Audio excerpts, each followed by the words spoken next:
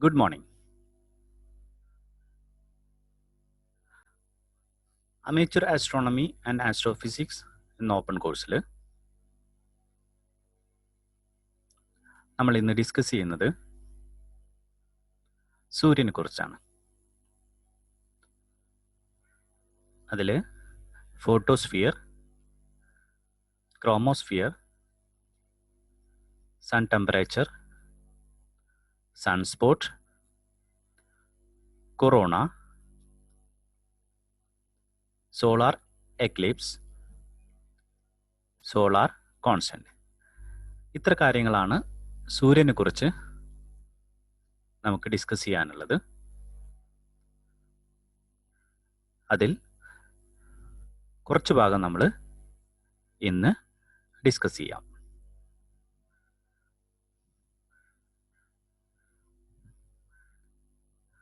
സൂര്യൻ്റെ കത്തിജ്വലിക്കുന്ന സ്വഭാവവും സൂര്യൻ്റെ അപാരമായ ഭൂഗുരുത്വാകർഷണ ബലവും, അതുകൂടാതെ സൂര്യന് ഏറ്റവും ശക്തിയുള്ള ഒരു കാന്തിക മണ്ഡലവുമുണ്ട്. ഇതാണ് സൂര്യനെ സൗരയൂഥത്തിലെ ഏറ്റവും ചൂടേറിയ വസ്തുവാക്കുന്നത്. നമ്മുടെ സൗരയൂഥത്തിൽ ഏറ്റവും വലുതും ഭാരമേറിയതും സൂര്യനാണ്. ഭൂമിയുടെ വ്യാസത്തിന്റെ 100 മടങ്ങ് വ്യാസമുണ്ട് സൂര്യന്. എല്ലാ ഗ്രഹങ്ങളെയും ഒന്നിച്ചെടുത്താൽ അതിന്റെ 600 മടങ്ങാണ് സൂര്യൻ. സൗരയൂഥത്തിന്റെ ആകെ ഭാരത്തിന്റെ 99.8% സൂര്യനാണ്. ബാക്കി വരുന്ന 0.2% ഗ്രഹങ്ങളും മറ്റുള്ളവയും.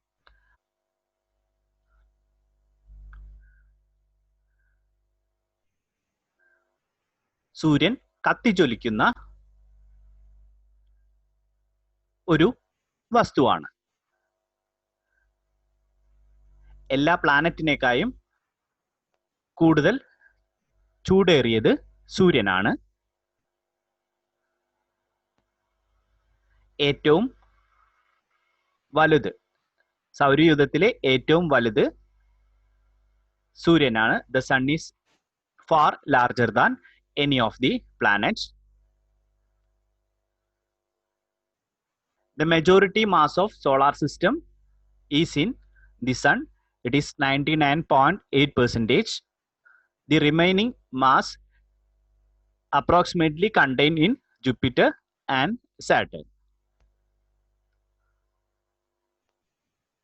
Our sun is 10 times larger than the largest planet, Jupiter. And the sun is composed of roughly 91% hydrogen and 8.9% helium. The sun is rotating counterclockwise direction when viewed from a long way above the earth north pole. അതായത് ഘടികാര ദിശയ്ക്ക് വിപരീതമായിട്ടാണ് സൂര്യൻ തിരിയുന്നത്. എർത്തിന്റെ north പോളിൽ നിന്ന് നോക്കിക്കഴിഞ്ഞാൽ നമുക്ക് അങ്ങനെയാണ് കാണാൻ പറ്റുന്നത്. സൂര്യന് ഏകദേശം 4.6 ബില്യൺ ഇയേഴ്സ് പഴക്കമുണ്ട്. സൂര്യന്റെ ഡയമീറ്റർ 1.39 മില്യൺ കിലോമീറ്റർ ആണ്. സൂര്യന്റെ ഉപരിതലത്തിൽ, അതായത് സർഫസിൽ ഏകദേശം അതിന്റെ ടെമ്പറേച്ചർ 6000 ഡിഗ്രി സെൽഷ്യസും അതിന്റെ ഇന്നർ കോറിൽ ഏറ്റവും അകക്കാമ്പില് 16 മില്യൺ ഡിഗ്രി സെൽഷ്യസ് ആണ് അതിന്റെ ചൂട്. സൂര്യന്റെ ഡെൻസിറ്റി ഏകദേശം വെള്ളത്തിന്റെ ഡെൻസിറ്റിയേക്കാൾ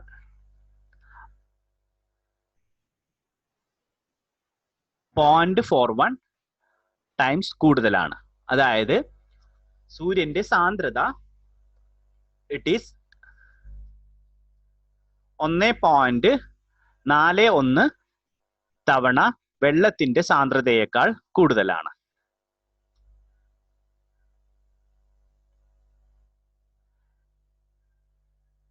ഇനി സൂര്യനിൽ ഭൂഗുരുത്വാകർഷണ ബലം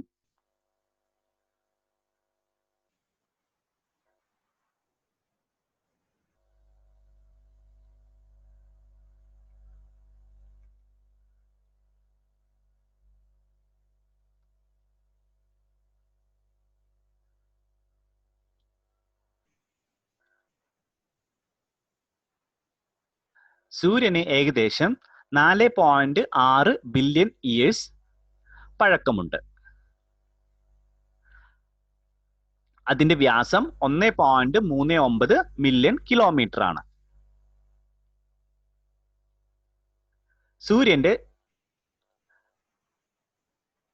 സർഫസിലെ താപനില, അതായത് അതിന്റെ ഉപരിതലത്തില് അതിന്റെ താപനില 6000 ഡിഗ്രി സെൽഷ്യസും അതിന്റെ അകക്കാമ്പിൽ 16 മില്യൺ ഡിഗ്രി സെൽഷ്യസുമാണ്.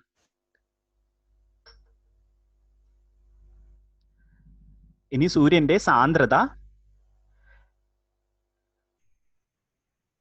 വെള്ളത്തിന്റെ സാന്ദ്രതയേക്കാൾ വളരെ കൂടുതലാണ്.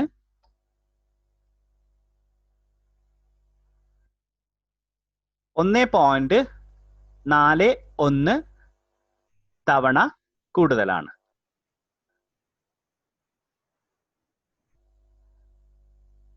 സൂര്യന്റെ ഗുരുത്വാകർഷണ ബലം അതുകൊണ്ടുണ്ടാവുന്ന ത്വരണം 274 മീറ്റർ പെർ സെക്കൻഡ് സ്ക്വയർ ആണ്. അതായത് ഭൂമിയിലേക്കാൾ 28 മടങ്ങ് കൂടുതലാണ്. നമുക്കറിയാം നമ്മളുടെ ഭൂമിയിലെ ഭൂഗുരുത്വാകർഷണ ബലം 9.8 മീറ്റർ പെർ സെക്കൻഡ് സ്ക്വയർ ആണ്. ചന്ദ്രനിലാണെങ്കിൽ അത് 1.62 മീറ്റർ പെർ സെക്കൻഡ് സ്ക്വയർ ആണ്. ഇനി സൂര്യന്റെ period of rotation 25 days and 9 hours.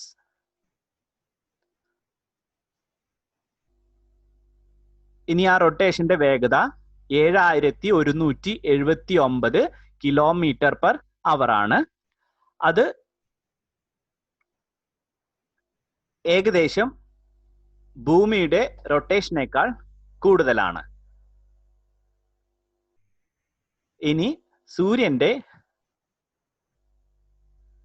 Mass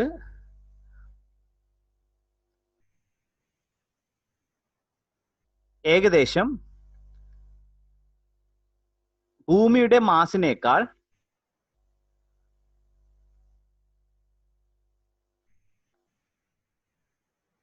വളരെ കൂടുതലാണ്. 3,32,900 ടൈംസ് ഓഫ് എർത്ത് മാസ് ആണ് സൂര്യന്റെ മാസ്.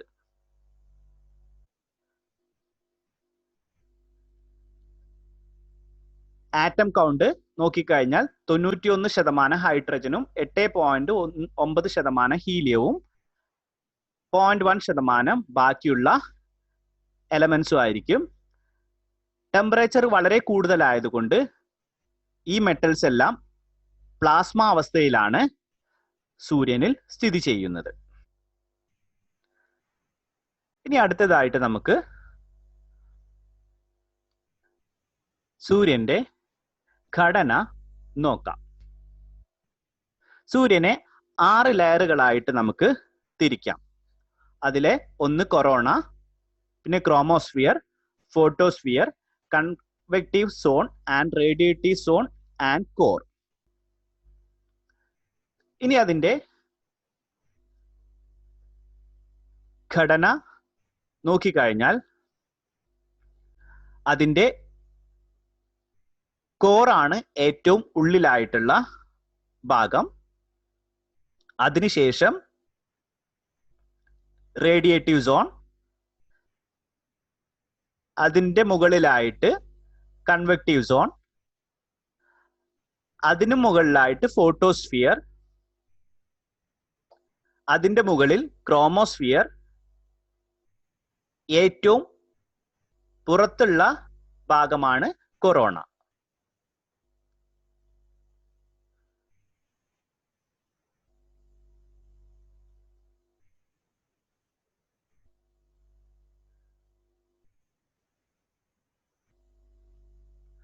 സൂര്യന്റെ ഉൾഭാഗത്തെ ഏറ്റവും ഉള്ളിൽ നിന്ന് പറയുകയാണെങ്കിൽ നമുക്ക് മൂന്നായിട്ടാണ് ഉൾഭാഗത്തെ നമ്മൾ ഭാഗിക്കുന്നത്: core, radiative zone, convective zone. ഇനി സൂര്യന്റെ പുറം ഭാഗം, അതായത് അതിന്റെ അന്തരീക്ഷ ഭാഗം, അതിനെ നമ്മൾ മൂന്നായിട്ട് തരംതിരിച്ചു: ഫോട്ടോസ്ഫിയർ, ക്രോമോസ്ഫിയർ, കൊറോണ.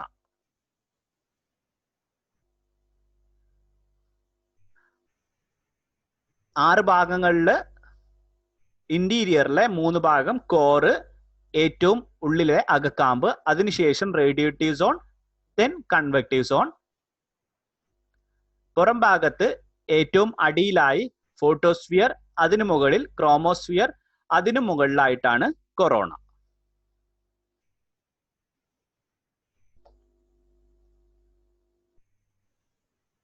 ഇനി അതിന്റെ ഇന്റീരിയർ ഭാഗം നമുക്ക് നോക്കാം.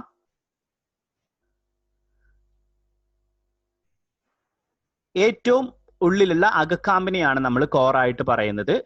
ഏകദേശം സൂര്യന്റെ ആരത്തിന്റെ ആദ്യത്തെ 20% വരെയാണ് കോറ്. അവിടുത്തെ ടെമ്പറേച്ചർ ഏകദേശം 15 മില്യൺ കെൽവിൻ ആയിരിക്കും. അതിന്റെ മർദ്ദം നോക്കുകയാണെന്നെങ്കിൽ 300 ബില്യൺ അന്തരീക്ഷ മർദ്ദം, നമ്മളുടെ ഇവിടുത്തെ അന്തരീക്ഷ മർദ്ദത്തിന്റെ 300 മടങ്ങ് കൂടുതലായിരിക്കും. ഇനി അതിന് തൊട്ടുമുകളിലായിട്ടാണ്, കോറിന് തൊട്ടുമുകളിലായിട്ടാണ് ഏത് സോൺ വരുന്നത്? റേഡിയേറ്റീവ് സോൺ വരുന്നത്. കോറിൽ ഈ ടെമ്പറേച്ചർ വളരെ കൂടുതലാവുന്നത് കൊണ്ട് അവിടെ ഉണ്ടാവുന്ന ഹൈഡ്രജൻ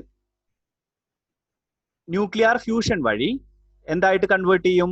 ഹീലിയമായിട്ട് കൺവേർട്ട് ചെയ്യും. ആ സമയത്ത് കുറെ എനർജി റിലീസ് ചെയ്യും. ആ റിലീസ് ചെയ്യുന്ന എനർജി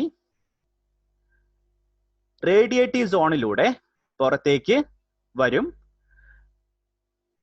വളരെ സാവധാനത്തിൽ മാത്രമാണ് അത് പുറത്തേക്ക് വരുന്നത്.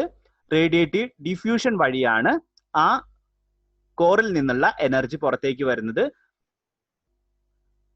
കോറിലെ ടെമ്പറേച്ചർ ഏകദേശം 10⁵ കെൽവിൻ ആയിരിക്കും. ഇനി റേഡിയേറ്റീവ് സോണിന്റെ വീതി, അതായത് സണ്ണിന്റെ റേഡിയസിന്റെ 70% വരെ, 20% മുതൽ 70% വരെയാണ് റേഡിയേറ്റീവ് സോൺ ഉള്ളത്. ഇനി അതിന് തൊട്ടു മുകളിലായിട്ടാണ് കൺവെക്റ്റീവ് സോൺ. 70% മുതൽ 99% റേഡിയസ് വരെയാണ് കൺവെക്റ്റീവ് സോണ്. ഇവിടെ കൺവെക്ഷൻ വഴിയാണ് എനർജി ക്യാരി ചെയ്യുന്നത്. കൺവെക്ഷൻ എന്ന് പറഞ്ഞു കഴിഞ്ഞാൽ ചൂട് കൂടിയിട്ടുള്ള വായുഭാഗം മുകളിലേക്ക് പൊങ്ങും. മുകളിൽ എത്തിക്കഴിഞ്ഞാൽ അത് ചൂട് കുറഞ്ഞ് വീണ്ടും അത് താഴേക്ക് വരും. താഴെ എത്തുന്ന സമയത്ത് വീണ്ടും ചൂടാവും. ഈ ഒരു പ്രോസസ്സിനെയാണ് കൺവെക്ഷൻ ആയിട്ട് നമ്മൾ പറയുന്നത്. ഇനി അതിന്റെ തൊട്ട് മുകളിലായിട്ടാണ് ഫോട്ടോസ്ഫിയറിന്റെ ലെയർ ഉണ്ടാവുക. അത് സൂര്യന്റെ അന്തരീക്ഷമായിട്ടാണ് നമ്മൾ കണക്കാക്കുന്നത്. നമ്മൾ സൂര്യനെ കാണുന്നത് അതിന്റെ ഫോട്ടോസ്ഫിയർ ആണ്. സൂര്യന്റെ നമ്മളൊരു ഫോട്ടോ എടുക്കുകയാണെങ്കിൽ നമുക്ക് കിട്ടുന്നത് സൂര്യന്റെ ഫോട്ടോസ്ഫിയർ ആണ്. ഫോട്ടോസ്ഫിയറിൽ നിന്ന് അകത്തേക്ക് പോകും തോറും അത് പ്രകാശത്തെ കടത്തി വിടില്ല. അതായത് നമുക്കത് ഉള്ളിലേക്ക് കാണാൻ പറ്റില്ല.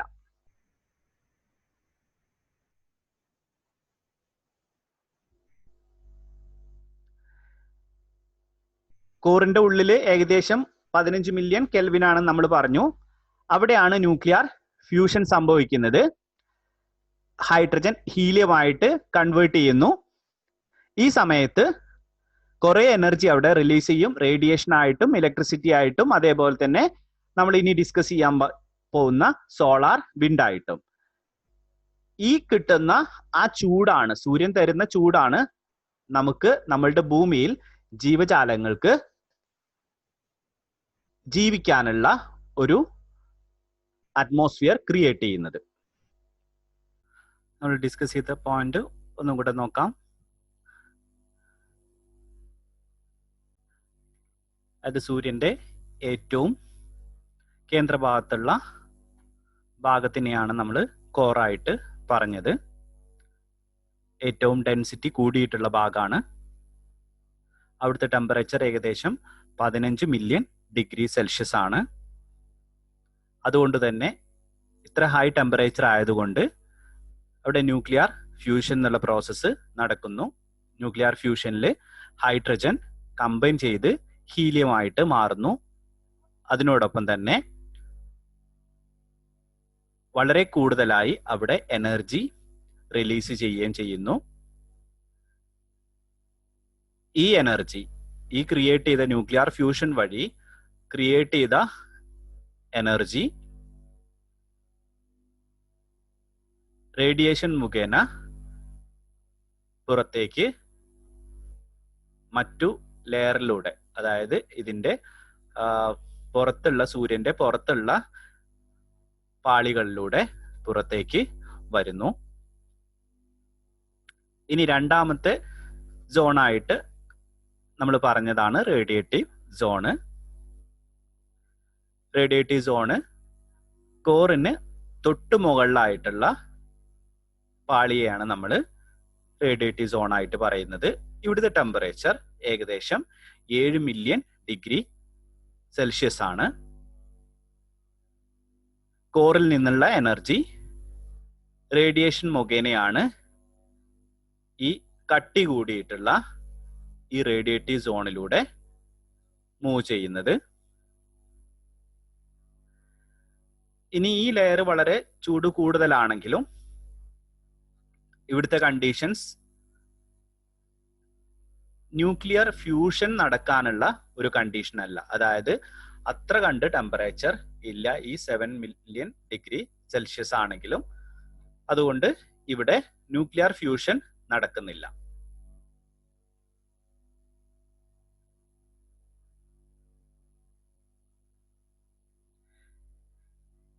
ഇനി നമ്മൾ പറഞ്ഞു ഇവിടെ റേഡിയേഷൻ ആയിട്ടാണ് എന്ത് ചെയ്യുന്നത്, എനർജി ഇതിലൂടെ മൂവ് ചെയ്യുന്നത്.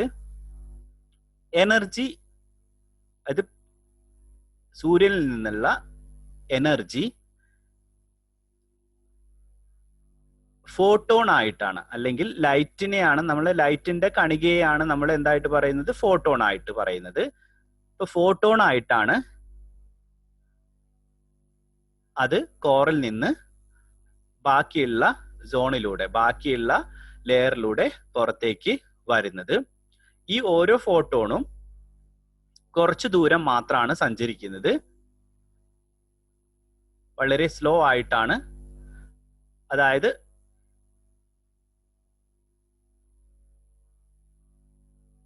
ഒരു ഫോട്ടോൺ കുറച്ചു ദൂരം സഞ്ചരിക്കുമ്പോഴേക്കും അടുത്ത പാർട്ടിക്കിളിൽ ഹിറ്റ് ചെയ്യും. ആ എനർജി അതിന് കൊടുത്ത്, അപ്പൊ അതുകൊണ്ട് തന്നെ ഇത് ഈ റേഡിയേഷൻ, ഇതിലൂടെ വരുന്ന റേഡിയേഷൻ വളരെ നേരിട്ട്, വളരെ ഡയറക്റ്റ് ആയിട്ടല്ല ഈ റേഡിയേറ്റീവ് സോണിലൂടെ വരുന്നത്. അത് വളഞ്ഞു പൊളഞ്ഞ് ആ രൂപത്തിലാണ് വരുന്നത്. അതുകൊണ്ട് തന്നെ കോറിൽ നിന്ന് റേഡിയേറ്റീവ് സോണില് വളരെ തിക്കായിട്ടുള്ള ലെയർ ആണെന്ന് പറഞ്ഞു. ഏകദേശം എത്ര ഉണ്ടായിരുന്നു, 20% മുതൽ 70% വരെ സണ്ണിന്റെ റേഡിയസ് കണ്ടെയ്ൻ ചെയ്യുന്ന ഭാഗമാണ് റേഡിയേറ്റീവ് സോൺ. അപ്പൊ അത്ര വളരെ കൂടുതലായിട്ടുള്ള തിക്കായിട്ടുള്ള കുറെ ദൂരം ഉണ്ട്. ആ ദൂരം ഇത് കുറെ സമയം എടുത്തിട്ടാണ് സഞ്ചരിക്കുന്നത്. കുറെ സമയം എന്ന് പറയുമ്പോൾ കുറച്ച് സമയം എന്ന് പറയാൻ പറ്റില്ല, കുറെ കൊല്ലങ്ങൾ എടുത്തിട്ടാണ് അത്ര ദൂരം സഞ്ചരിക്കുന്നത്. അതായത് ഇതിന് ആ ഒരു ഫോട്ടോണിന് ഈ ലെയറിനെ മറികടക്കാൻ വേണ്ടിയിട്ട് ഏകദേശം 50 മില്യൺ ഇയേഴ്സ് ആവശ്യമാണ്. അതായത് ആ ഒരു ഫോട്ടോണിന് ഈ ലെയറിനെ മറികടക്കാൻ 50 മില്യൺ വർഷം ആവശ്യമാണ്. അത്ര വർഷം എടുത്തിട്ടാണ് ആ ഫോട്ടോൺ ഈ ലെയറിനെ പാസ് ചെയ്ത് പോരാൻ പറ്റുന്നത്. അത് നമുക്ക് ഇങ്ങനെ വേണമെങ്കിൽ പറയാം. അതായത് നമുക്ക് ഇന്ന് കിട്ടുന്ന പ്രകാശം എന്ന് പറഞ്ഞു കഴിഞ്ഞാൽ, അല്ലെങ്കിൽ ഇന്ന് കിട്ടുന്ന ഈ ഫോട്ടോൺ, ലൈറ്റിന്റെ കണികയാണ് നമ്മൾ ഫോട്ടോൺ ആയിട്ട് പറയുന്നത്. അപ്പൊ ഇന്ന് നമുക്ക് കിട്ടുന്ന ഈ ഫോട്ടോൺ 50 മില്യൺ വർഷങ്ങൾക്ക് മുമ്പ് സൂര്യന്റെ കോറില് ഉണ്ടായ ഒരു ഫോട്ടോൺ ആയിരിക്കും. ഇന്ന് നമുക്ക് കിട്ടുന്നത് 50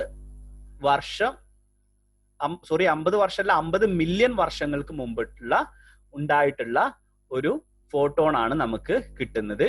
ഇന്ന് സൂര്യന്റെ കോറിൽ ഇന്ന് ഉണ്ടാവുന്ന ഒരു ഫോട്ടോൺ ഭൂമിയിലേക്ക് എത്തിച്ചേരണമെന്നുണ്ടെങ്കിൽ അടുത്ത ഒരു 50 മില്യൺ വർഷം കഴിയണം. ഇനി നമ്മൾ അടുത്ത സോണ് കൺവെക്ഷൻ സോണ്.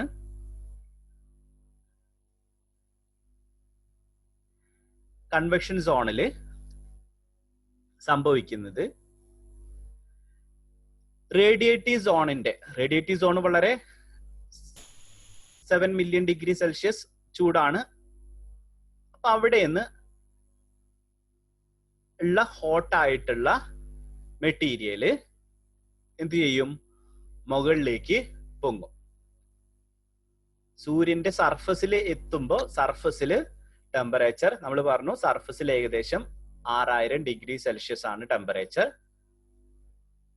അപ്പൊ അതുകൊണ്ട് ചൂടുള്ള ഹോട്ടായിട്ടുള്ള മെറ്റീരിയല് പൊങ്ങി അത് സർഫസിൽ എത്തിച്ചേരും. സർഫസിൽ എത്തിക്കഴിഞ്ഞാൽ അവിടെ ടെമ്പറേച്ചർ കുറവാണ്. അതുകൊണ്ട് അവിടുന്ന് അത് തണുത്ത് വീണ്ടും അത് ഈ കൺവെക്ഷൻ എന്ന് പറഞ്ഞു കഴിഞ്ഞാൽ ജസ്റ്റ് ഒരു ഫ്ലോ പോലെയാണ്. മുകളിലേക്കും താഴേക്കുള്ള ആ രൂപത്തിലുള്ള ഒരു ഫ്ലോ ആണ്.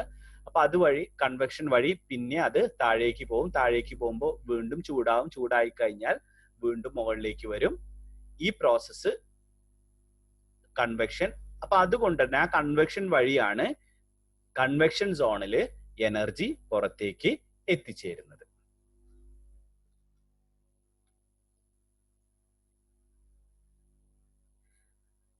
അതായത് കൺവെക്ഷൻ സോണില് എനർജി ഒരു ഭാഗത്ത് നിന്ന് മറ്റൊരു ഭാഗത്തേക്ക് പോകുന്നത് ആ ഹീറ്റഡ് ആയിട്ടുള്ള മെറ്റീരിയൽ, അതായത് ഹോട്ട് ആയിട്ടുള്ള മെറ്റീരിയലിന്റെ മൂവ്മെന്റ് കാരണമാണ്. അത് ഹീറ്റഡ് ഗ്യാസോ ലിക്വിഡോ പ്ലാസ്മ അവസ്ഥയിലായിരിക്കാം. കാരണം വളരെ ടെമ്പറേച്ചർ കൂടുതലായതുകൊണ്ട് എല്ലാ മെറ്റീരിയൽസും നമ്മൾ പറഞ്ഞു ഹെവി മെറ്റൽസ് എല്ലാം പ്ലാസ്മ അവസ്ഥയിലായിരിക്കും. അപ്പോൾ ഇങ്ങനത്തെ മെറ്റീരിയൽസ് കാരണം, അതായത് അതിന്റെ മൂവ്മെന്റ് കാരണമാണ് എനർജി ഒരു ഭാഗത്ത് നിന്ന് ഒരു ഭാഗത്ത് പോകുന്നത്. ആ പ്രോസസ്സിനെയാണ് കൺവെക്ഷൻ ആയിട്ട് നമ്മൾ പറയുന്നത്.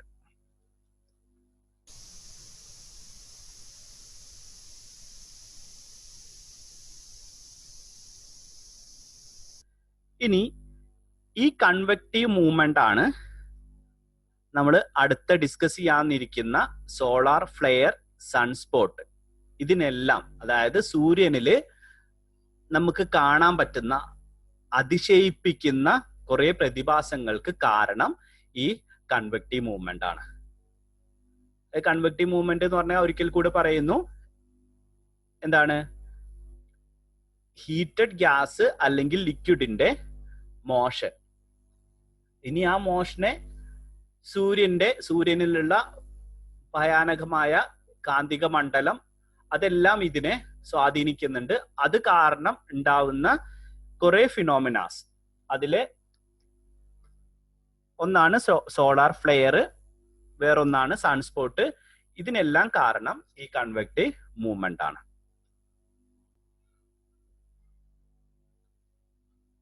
അടുത്തതായി നമ്മൾ ഡിസ്കസ് ചെയ്യുന്നത് സോളാർ അറ്റ്മോസ്ഫിയർ ആണ്.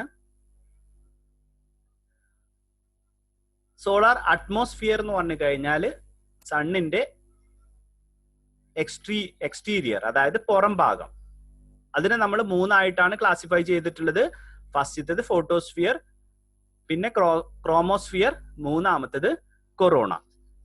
അപ്പൊ ഇവിടെ ഫോട്ടോസ്ഫിയർ എന്ന് പറഞ്ഞു കഴിഞ്ഞാൽ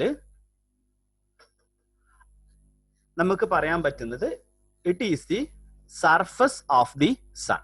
സണ്ണിന്റെ സർഫസ് ആയിട്ട് ഇതിനെ നമുക്ക് പറയാം. ഇവിടെ നിന്നാണ് പ്രകാശം പുറത്തേക്ക് പോകുന്നത്. സൂര്യന്റെ അറ്റ്മോസ്ഫിയർ തുടങ്ങുന്നത് ഇവിടെ മുതലാണ്. ഇവിടെയാണ് നമുക്ക് സൺസ്പോട്ട് നമുക്ക് കാണാൻ പറ്റുന്നത്. സൺസ്പോട്ട് എന്താന്ന് നമ്മൾ അടുത്തത് പറയും. ഇനി ഇവിടുത്തെ ഏകദേശം ടെമ്പറേച്ചർ 5780 കെൽവിൻ ആയിരിക്കും, ഏകദേശം 6000. അതിന്റെ അടുത്തായിരിക്കും ഇവിടുത്തെ ഫോട്ടോസ്ഫിയറിലെ ടെമ്പറേച്ചർ. ഇനി ഫോട്ടോസ്ഫിയർ കഴിഞ്ഞാൽ തൊട്ട് മുകളിലാണ് ക്രോമോസ്ഫിയർ. ക്രോമോസ്ഫിയർ എന്ന് പറഞ്ഞു കഴിഞ്ഞാൽ ലോവർ അറ്റ്മോസ്ഫിയർ ആയിട്ട് പറയാം.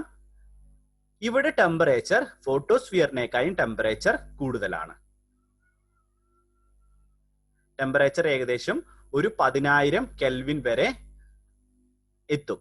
അതായത് ഫോട്ടോസ്ഫിയറിൽ കുറവാണ്, അവിടെ നിന്ന് മുകളിലേക്ക് പോകുന്തോറും, ക്രോമോസ്ഫിയറിലേക്ക് പോകുന്തോറും അവിടെ ടെമ്പറേച്ചർ കൂടി കൂടി വരികയാണ് ചെയ്യുന്നത്.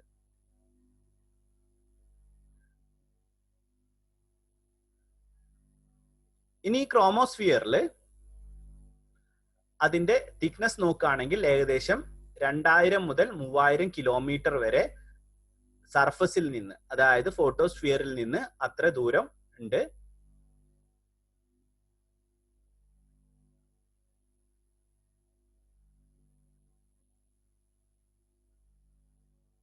ഇനി ഫിഗറിൽ കാണിക്കുന്നത് UV വേവ് ലെങ്തിൽ അത് നമ്മൾ കാണുന്നതാണ്.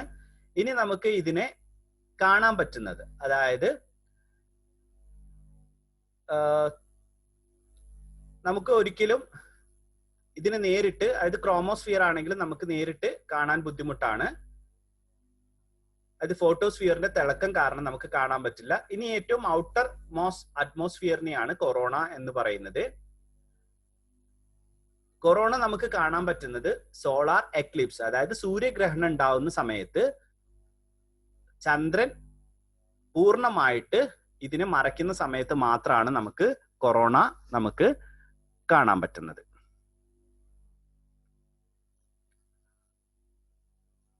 ഡിസ്കസ് ചെയ്തിട്ടുള്ള പോയിന്റ്സ് നമുക്ക് നോക്കാം. ഫോട്ടോസ്ഫിയർ എന്ന് പറഞ്ഞു കഴിഞ്ഞാൽ ഏറ്റവും ബ്രൈറ്റ് ആയിട്ടുള്ള ലെയർ ആണ്. അതാണ് റേഡിയേഷൻ എമിറ്റ് ചെയ്യുന്നത്. ഇനി ഫോട്ടോസ്ഫിയർ എല്ലാ ഭാഗത്തും ഒരേപോലെയുള്ള ഒരു സർഫസ് അല്ല.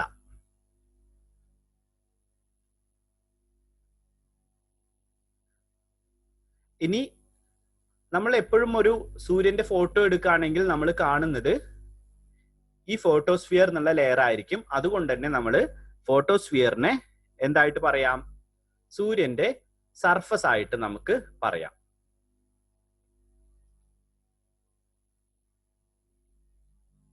ഇനി ഫോട്ടോസ്ഫിയറിന്റെ താഴെ ഉള്ളിലേക്കുള്ള ഭാഗങ്ങളെല്ലാം ഒപ്പാക്ക് ആയിരിക്കും, അതായത് ലൈറ്റ് കടന്നു പോകാൻ പറ്റില്ല.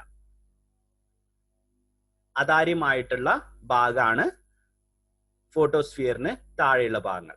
അപ്പൊ ഫോട്ടോസ്ഫിയറിന്റെ മുകളിലുള്ള ഭാഗങ്ങൾ സുതാര്യമാണ്, ട്രാൻസ്പെറന്റ് ആണ്. ക്രോമോസ്ഫിയറും അതേപോലെ തന്നെ കൊറോണയും രണ്ടും സുതാര്യമായിട്ടുള്ള ഭാഗമാണ്.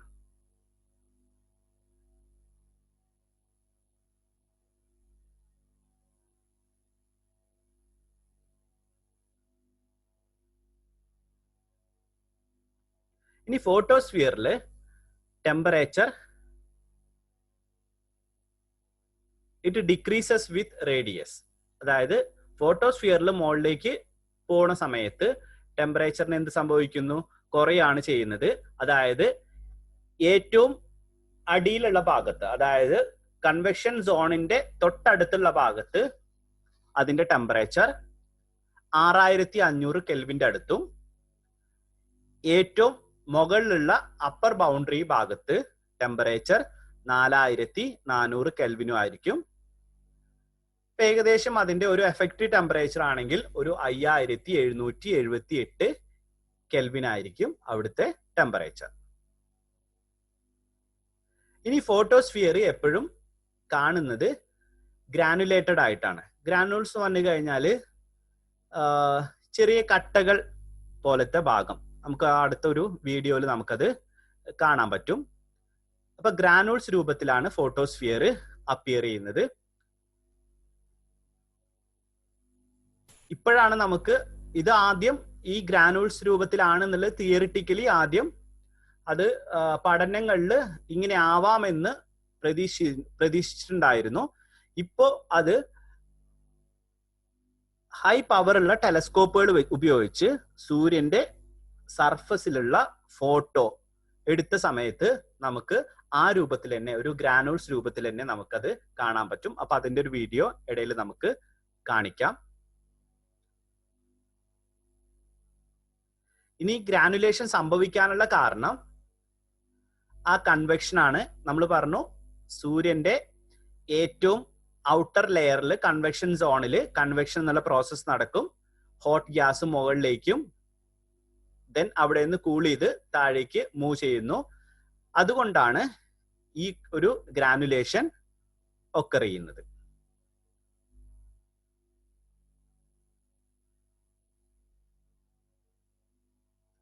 ഇനി ഫോട്ടോസ്ഫിയറിലെ ഓരോ ഭാഗത്തും വ്യത്യസ്തമായിട്ടാണ് ഇത് സംഭവിക്കുന്നത്. അതുകൊണ്ട് തന്നെ ഒരേപോലെയുള്ള ഒരു സർഫസ് അല്ല ഇവിടെ നമുക്ക് കാണാൻ പറ്റുന്നത്.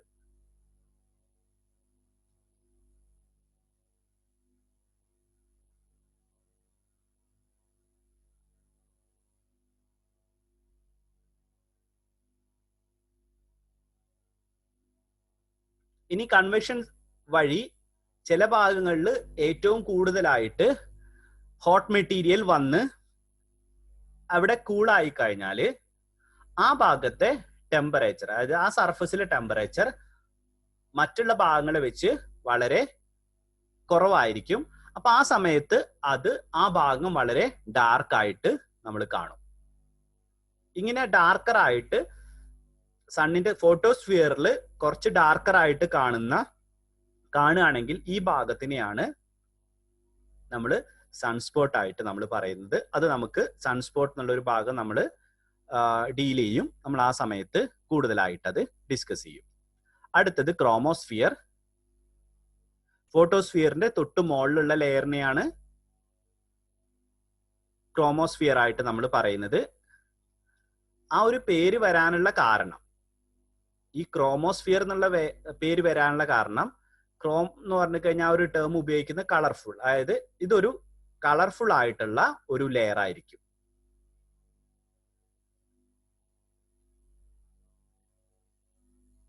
സൂര്യന്റെ അറ്റ്മോസ്ഫിയറിലുള്ള ഏറ്റവും മിഡിൽ ലെയർ ആണ് ക്രോമോസ്ഫിയർ.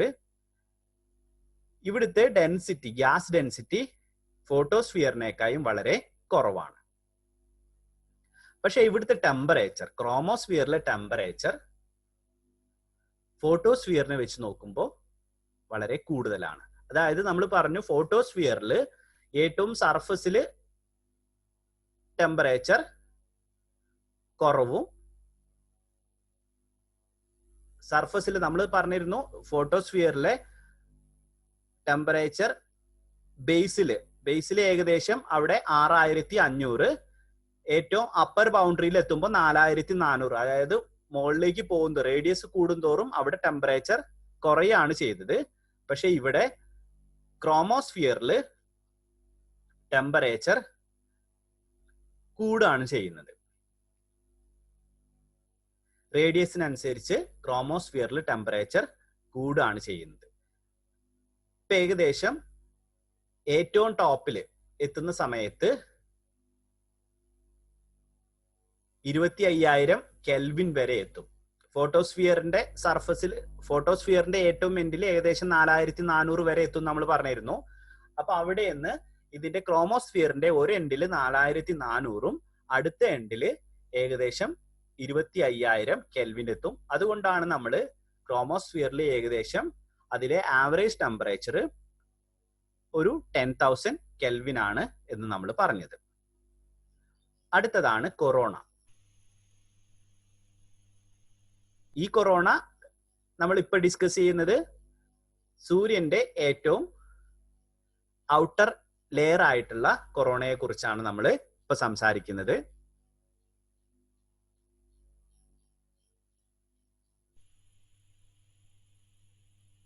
കൊറോണ സൂര്യന്റെ ഏറ്റവും ഔട്ടർ മോസ്റ്റ് ലെയർ ആണ് കൊറോണ.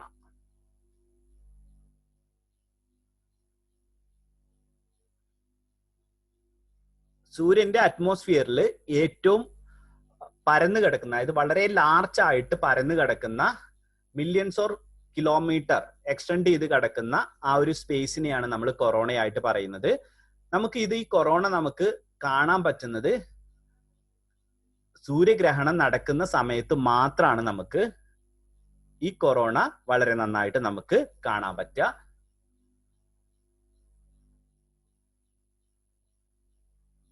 ഇത് ഒരു പെർട്ടിക്കുലർ ഷേപ്പിലൊന്നും അല്ല, ഓരോ ഭാഗത്തും ഡിഫറെന്റ് ആയിട്ടുള്ള രൂപത്തിലാണ് കൊറോണ എക്സ്റ്റെൻഡ് ചെയ്ത് കിടക്കുന്നത്.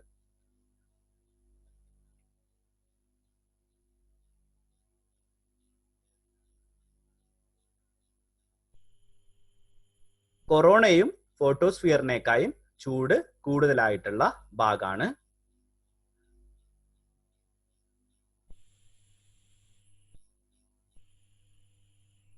ഇനി കൊറോണയിൽ നോക്കുകയാണെങ്കിൽ ടെമ്പറേച്ചർ ക്രോമോസ്ഫിയറിനേക്കായും വളരെ കൂടുതലാണ്.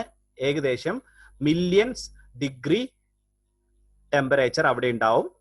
ഇനി അത് പുറത്തേക്ക് വീണ്ടും വരും തോറും അതിന്റെ ടെമ്പറേച്ചർ വീണ്ടും കൂടുകയാണ് ചെയ്യുന്നത്.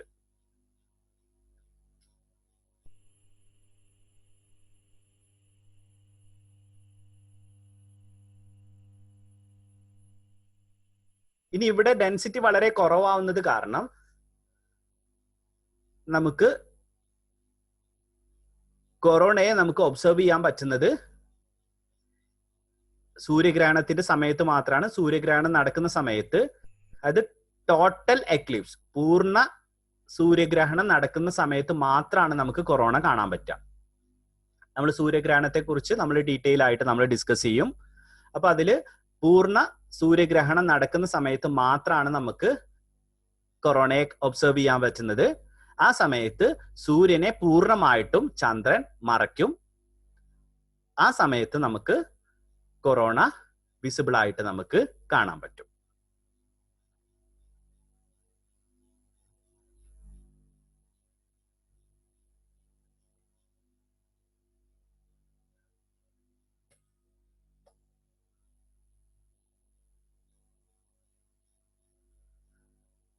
നമ്മൾ സൂര്യന്റെ കാന്തിക മണ്ഡലത്തിനെ കുറിച്ച് പറഞ്ഞിരുന്നു. സൂര്യന് ഒരു അതിശക്തമായ കാന്തിക മണ്ഡലമുണ്ട്. ഈ കാന്തിക മണ്ഡലം ഉള്ളത് കൊണ്ട്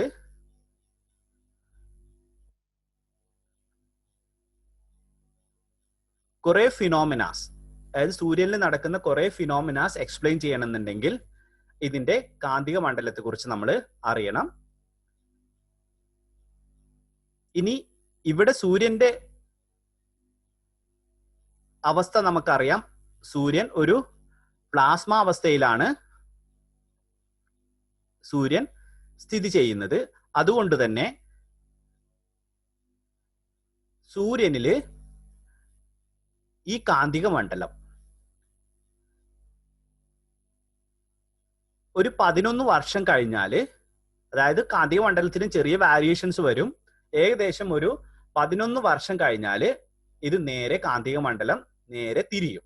അതായത് ഒരു കാന്തിക മണ്ഡലത്തിന് ഒരു നോർത്ത് പോൾ ഉണ്ടായിരിക്കും, ഒരു സൗത്ത് പോൾ ഉണ്ടായിരിക്കും.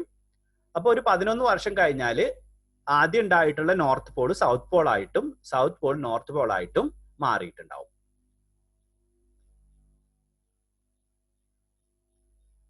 ഇനി നമ്മൾ അടുത്തത് കാണിക്കുന്നത്, നമ്മൾ പറഞ്ഞിരുന്നു ഗ്രാനുൾസ്, അതായത് സൂര്യന്റെ സർഫസിൽ ഗ്രാനുലേഷൻ സംഭവിക്കുന്നുണ്ട്. അപ്പൊ ഗ്രാനുൾസ് എന്താന്ന് കാണാം. സൂര്യന്റെ സർഫസിനെ വളരെ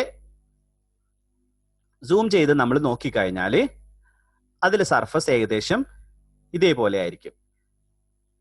ഏകദേശം നമുക്ക് കിട്ടുന്ന ഒരു കടലമുട്ടായിയുടെ ഒക്കെ ഏകദേശം ആ ഒരു ഷേപ്പ്. അപ്പൊ ആ ഒരു ഷേപ്പുകളെയാണ് നമ്മൾ എന്തായിട്ട് പറയുന്നത്? ആ ചെറിയ ഭാഗങ്ങളെയാണ് നമ്മൾ ഗ്രാനൂൾസ് ആയിട്ട് പറയുന്നത്. ഇനി ആ ഒരു ഗ്രാനൂൾസിന്റെ വലുപ്പം തന്നെ നോക്കുകയാണെന്നുണ്ടെങ്കിൽ എത്രയോ കിലോമീറ്ററുകൾ ഉണ്ടായിരിക്കും. ഇനി ഇത് ഈ രൂപത്തിൽ കാണാനുള്ള കാരണം നമ്മൾ അവിടെ പറഞ്ഞിരുന്നു. എന്തായിരുന്നു? ആ കൺവെക്ഷൻ ആണ്, അതായത് ഫോട്ടോസ്ഫിയറിൽ നടക്കുന്ന ആ കൺവെക്ഷൻ കാരണമാണ് എന്ത് സംഭവിക്കുന്നത്? ഈ ഒരു ഗ്രാനൂൾസ് അവിടെ ഫോം ചെയ്യുന്നത്.